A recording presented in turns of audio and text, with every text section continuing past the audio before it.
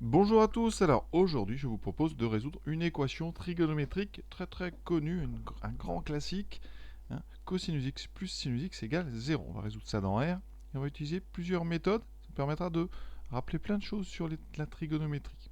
Alors les deux premières méthodes sont vraiment les méthodes très classiques de première, puis après j'ajouterai deux autres méthodes un petit peu astucieuses, une avec tangente, ça me permettra de vous parler un petit peu de tangente x, et ensuite une quatrième méthode un petit peu plus technique où on va utiliser les formules d'addition du cosinus ou du sinus. Voilà.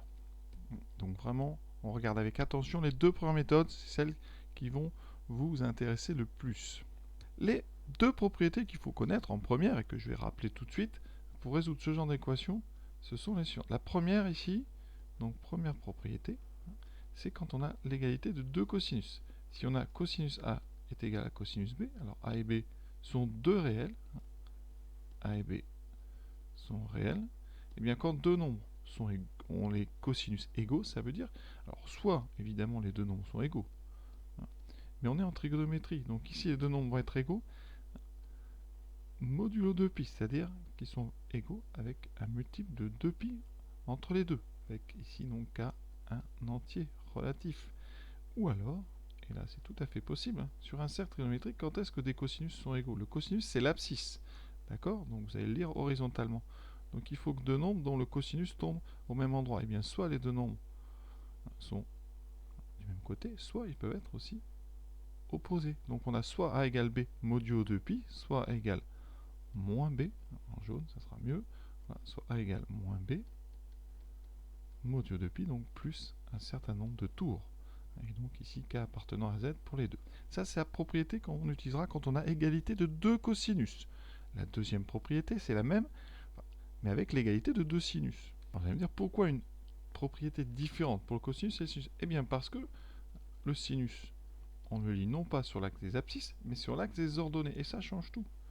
Parce que quand on a deux sinus égaux, donc sinus A égale sinus B, ça veut dire que les deux nombres vont correspondre, les deux réels vont correspondre à des points qui sont sur la même hauteur ici. Et donc vous aurez soit les deux nombres au même endroit, soit les nombres sur une même horizontale. Et ça change tout. Parce que ça veut dire que soit les deux nombres sont égaux, A égale B, avec un certain nombre de tours, soit ils sont opposés, et il faut connaître la position. Quand deux points sont opposés sur un cercle, si là vous mettez x, de l'autre côté vous aurez pi moins x. Et voilà pourquoi la propriété est un petit peu plus difficile. Ici, donc on a sinus A égale sinus B qui équivaut à soit l'égalité de A et de B modulo de pi, donc plus 2 kpi, avec k toujours un entier relatif, soit les deux nombres correspondent à des points qui sont opposés sur le cercle, mais opposés horizontalement, donc A égale pi moins B, plus 2 kpi. Hein, donc voilà. Vous faites très attention, les deux propriétés évidemment sont différentes, parce qu'on ne lit pas un cosinus de la même façon qu'on lit un sinus. Et on va avoir besoin dans cet exercice d'une autre formule. C'est pour ça que l'exercice est plus difficile.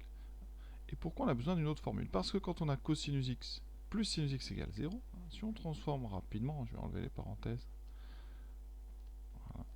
Si vous transformez, eh bien cette équation elle équivaut à cosinus x égale moins sinus x. Ou alors sinus x égale moins cosinus x. Le problème c'est que on a déjà un moins ici, alors ce moins n'est pas très gênant. Je vais vous rappeler les formules, comment enlever un moins ici qui vous gêne. Et ensuite, souci, vous voyez, c'est plutôt le souci majeur, c'est qu'on a cosinus à gauche et sinus à droite. Donc première chose, comment enlever le moins? Alors ça c'est simple parce que la fonction sinus c'est une fonction impaire. Donc sinus moins x, c'est moins sinus x. Donc on peut comme ça rentrer les moins à l'intérieur du sinus. Pour le cosinus, c'est tout à fait différent parce que le cosinus c'est une fonction paire, donc cosinus moins x, c'est cosinus x. Donc là, pour rentrer les moins dans le cosinus, c'est une autre formule qu'on utilise. C'est cosinus, ici, pi moins x est égal à moins cosinus x. Alors ça, sur le dessin, on n'apprend pas forcément, il faut bien comprendre où est-ce qu'on lit un cosinus x. Alors si vous mettez par exemple x ici, le réel, ici le point qui correspond au réel x, ici vous lisez cosinus x, et bien l'opposé, et donc en face, ici ça c'est moins cosinus x, ça va correspondre au point qui est sur la même horizontale, et donc on a dit tout à l'heure, ce point là c'est pi moins x. Donc ça c'est la formule qui va permettre de rentrer les moins.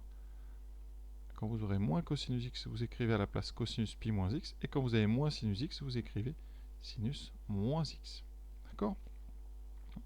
Donc, ici, je vais le faire. Ça va me donner donc cosinus x égale sinus moins x. Et là, on a cosinus à gauche et sinus à droite. Très, très embêtant. Et donc, je vais avoir besoin d'une formule qui échange les cosinus et les sinus. Et elle existe. Ce sont les formules avec pi sur 2. Il faut savoir que cosinus pi sur 2 moins x est égal à sinus x. Et de même, sinus pi sur 2 moins x égale cosinus x. Ça, c'est très important parce que ce sont les formules qui permettent de transformer un sinus en un cosinus. Donc ici, on va changer le côté droit, par exemple, et c'est pour ça que là, vous avez deux méthodes. Soit on transforme le cosinus de gauche en sinus, soit le sinus de droite en cosinus. On fera les deux.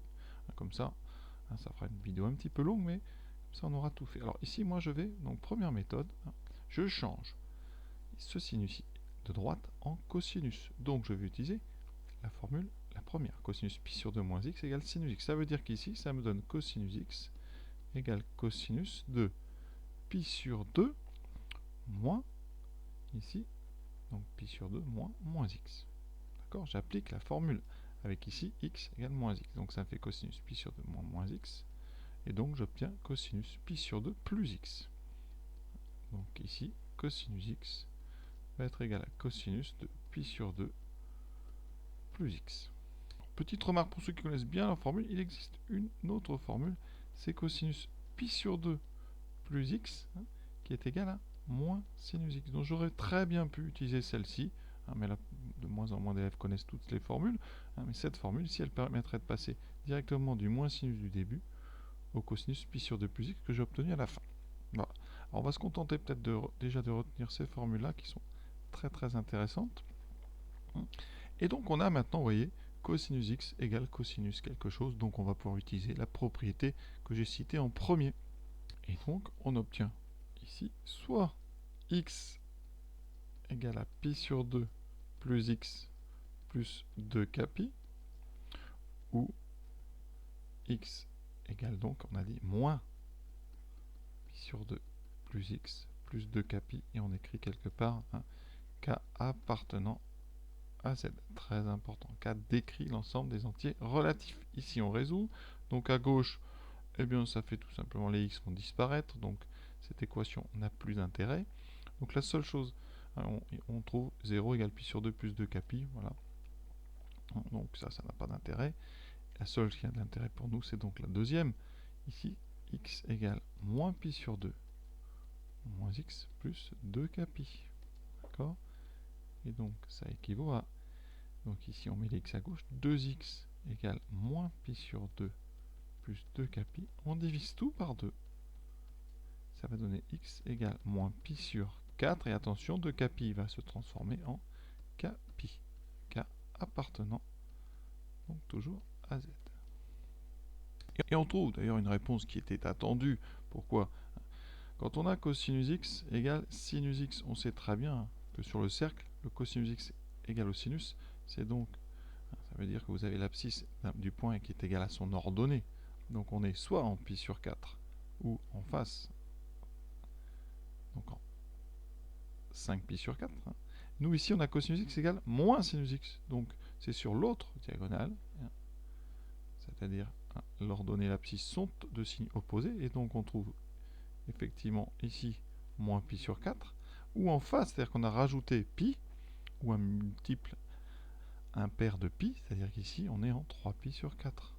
Donc ici effectivement, quand on a ça, ça veut dire que sur le cercle, eh bien, soit x vaut moins pi sur 4 modulo donc 2pi, c'est la première position, celle qui est en bas, soit x est égal donc à moins pi sur 4 plus pi, c'est-à-dire 3pi sur 4 modulo 2pi. Donc on a un ensemble infini et deux positions possibles sur le cercle. Les positions, que je répète, on connaissait un petit peu à l'avance, parce que cosinus x égale moins sinus x, c'est très très prévisible. Alors, on conserve la solution et on va la redémontrer avec plusieurs méthodes. Ici, toujours méthode de première. Tout à l'heure, vous voyez, j'ai changé le sinus en cosinus. Et bien là, je vais faire l'autre technique. Je vais changer ce cosinus de gauche en sinus. Et là, j'utilise donc la propriété qui me dit, alors je la répète, c'est très important, que cosinus x, c'est égal à sinus de pi sur 2 moins x. D'accord? Donc ici, eh bien, cosinus x, ça va donc sinus pi sur 2 moins x égale sinus moins x. Alors c'est intéressant parce que comme ça va nous faire utiliser la propriété numéro 2 qui est en bleu en bas, hein, l'égalité de deux sinus. Vous devez savoir que quand deux sinus sont égaux, soit les deux angles sont égaux, donc pi sur 2 moins x égale moins x plus 2kπ. Les deux positions sont les mêmes, donc les nombres sont égaux à un multiple de 2pi près, ou alors les positions sont opposées horizontalement. Et donc, on a où pi sur 2 moins x est égal donc à pi moins x. D'accord? Toujours cette histoire de symétrie par rapport à l'axe vertical, qui vous avez x à droite et pi moins x à gauche. Et toujours plus 2kπ. Alors la première, les x disparaissent, il me reste pi sur 2 égale 2kπ. Hein. Ça, ce n'est pas possible. Et donc la deuxième, on met tout à gauche, enfin les x à gauche, donc on a, alors on va aller doucement, on a moins x. Ici on aura pi plus x, donc j'aurai moins x. Et de l'autre côté, j'aurai pi moins pi sur 2 plus 2kπ. Hein. Toujours, j'ai oublié par contre k appartenant à z. K décrit l'ensemble des entiers relatifs. Ça me donne moins 2x égale ici pi sur 2. Pi moins pi sur 2, ça fait pi sur 2 plus 2kπ. Je divise par 2, pas par moins 2 même. Ça fait moins pi sur 2, donc sur 4. Ici, moins, on divise par moins 2, donc ça fait moins kπ. D'accord? Alors k décrivant z, que vous ayez k ou moins k, ça revient au même. Hein. Quand k décrit z, eh bien moins k décrit z aussi. Donc là, on peut très bien considérer que c'est le même ensemble. Alors si vous voulez, on change le nom, on pose k égale moins k'. Et dans ce cas ici, vous aurez une nouvelle zone, c'est-à-dire un nouvel ensemble, c'est moins pi sur 4, plus k' pi k' appartenant à z, donc ça revient exactement même que celui qu'on avait trouvé tout à l'heure. Donc vous voyez, ces deux méthodes, hein, ça marche. Alors moi je préfère celle du cosinus parce que la propriété qui concerne le cosinus est plus simple à utiliser, parce qu'on a soit a égale b, ou a égale moins b, modulo 2pi, donc c'est plus facile à gérer. Donc je répète, ce qui est important dans cette vidéo, quand vous avez besoin de transformer un cosinus en sinus, donc les propriétés sont très simples. Cosinus, donc x, c'est égal à sinus pi sur 2 moins x. Et sinus x, c'est égal à cosinus pi sur 2 moins x. Alors on peut peut-être donner une petite explication avant de faire les autres méthodes. Si on met x ici, dans le premier quart, quart supérieur droit, ici je mets x, où est-ce qu'on trouve pi sur 2 moins x? Ça c'est très intéressant, parce que pi sur 2 c'est 90 degrés. Donc, eh bien, ici ça veut dire que vous allez le trouver en haut, ici par ici. Donc je vais mettre quand même la couleur visible. Pi sur 2 moins x est en haut. Quel est le lien entre pi sur 2 moins x et x? Eh bien il faut le savoir, ça vous permettra de comprendre. Eh bien ces deux nombres sont symétriques. Symétriques par rapport à quoi? Par rapport à la première bisectrice, à la diagonale d'équation y égale x. Vous avez une symétrie comme ça. Donc ici, eh bien, qu'est-ce qui se passe quand on a cette symétrie? Il faut savoir que la symétrie d'axe y égale x, elle inverse les coordonnées. Ça veut dire que, eh bien, quand on fait ça, l'abscisse de x va devenir l'ordonnée de pi sur 2 moins x. Et l'ordonnée ici du point qui correspond à x va correspondre à l'abscisse du point qui correspond à pi sur 2 moins x.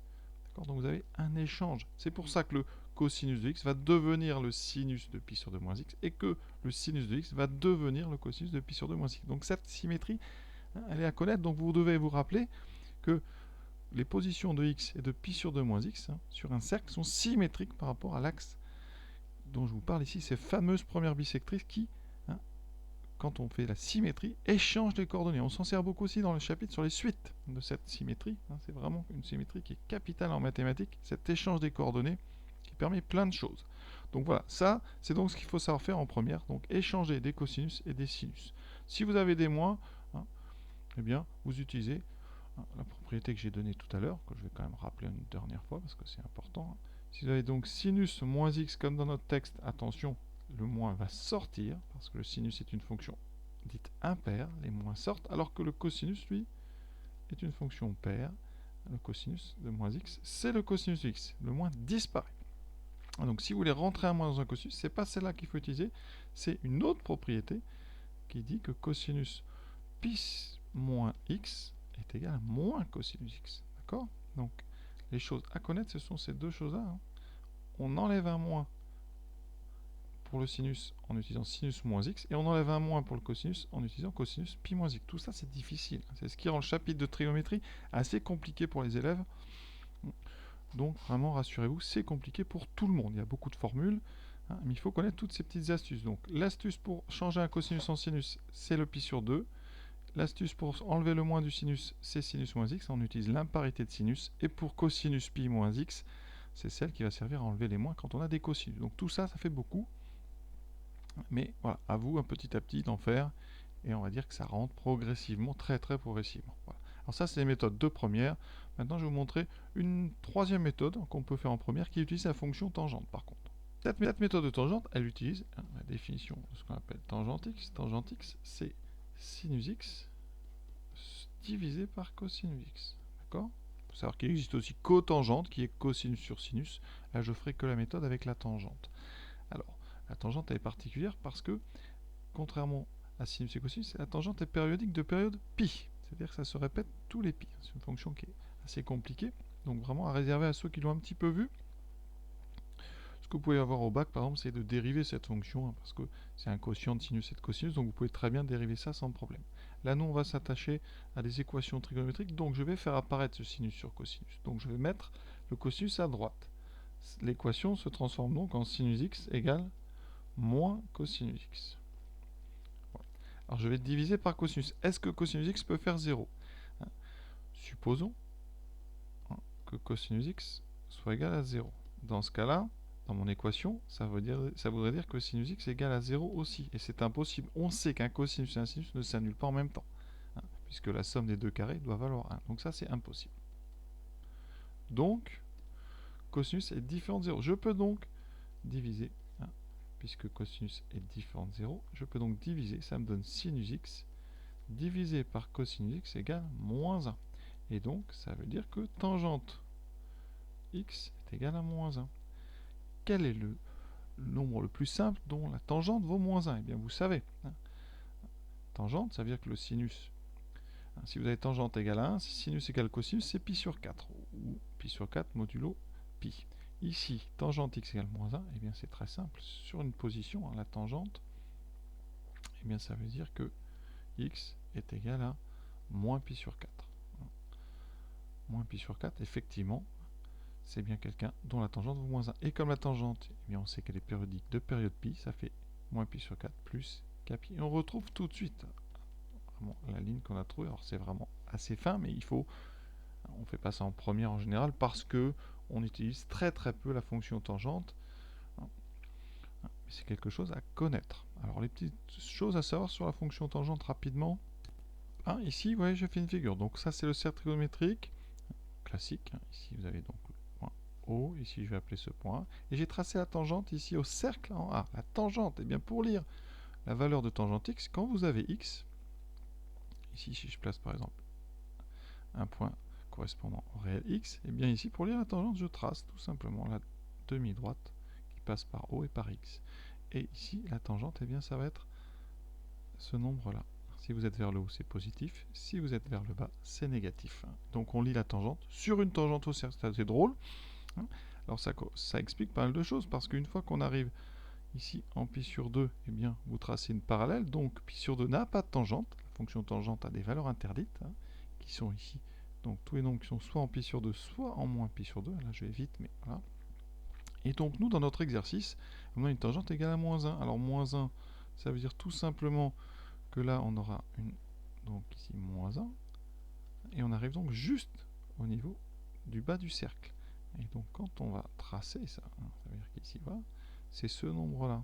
Et comme on a ici une figure qui est un carré, on a la deuxième bisectrice, donc on est ici en 45 degrés mais vers le bas, donc on a bien moins pi sur 4.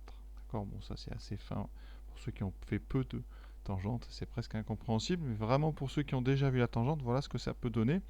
Donc on trouve assez vite que x égale à moins pi sur 4 plus k pi. C'est vraiment pour vous présenter un petit peu la tangente. Alors il existe d'autres méthodes un petit peu plus compliquées, plus générales d'ailleurs, dans les équations trigonométriques avec des sinus x et des cosinus x. Cette dernière méthode, c'est avec les formules d'addition. Les formules d'addition, hein, c'est que cosinus A plus B, c'est cosinus A fois cosinus B moins sinus A fois sinus B. C'est pareil, c'est des méthodes qu'on utilisait beaucoup avant, parce qu'on devait connaître toutes les formules. Maintenant, on va dire que les élèves ne les connaissent plus, donc on utilise très peu ces méthodes. Alors cette méthode ici, elle est assez simple. Hein.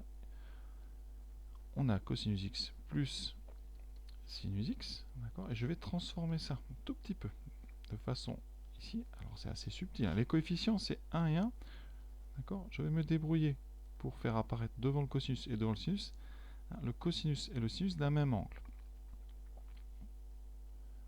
Alors ici, comme j'ai un plus, je vais utiliser une autre formule, parce que là j'ai une soustraction, donc moi je vais utiliser la formule d'addition suivante, cosinus A moins B, c'est cosinus A cosinus B plus sinus A sinus B.